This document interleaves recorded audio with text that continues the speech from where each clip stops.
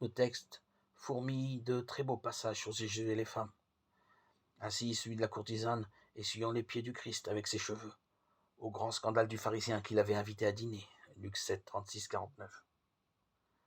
Si cet homme, pense le pharisien, était un prophète, il saurait quelle est cette femme, une pécheresse.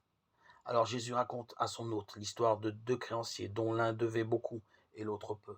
Le pharisien est bien obligé de reconnaître qu'en cas de remise de la dette, le créancier le plus endetté se devrait de montrer le plus de reconnaissance. Et Jésus de conclure, c'est le cas de cette femme. Ses nombreux péchés lui sont pardonnés parce qu'elle montre beaucoup d'amour.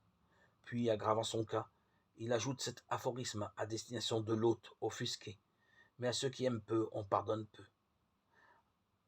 À notre jour, à ses disciples lui faisant remarquer que la loi juive permet la répudiation, il répond, Moïse a permis cela à cause de la dureté de votre cœur. En réalité, l'homme et la femme deviennent par le mariage une seule chair.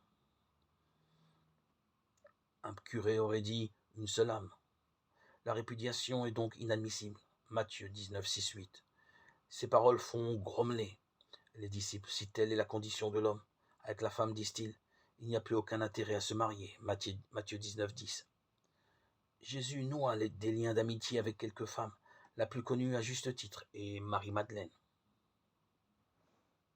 sœur de Marthe et de Lazare, qui avait choisi la meilleure part parce qu'elle buvait les paroles du Maître, laissant à Marthe les multiples soins du service. Luc 10, 38, 42.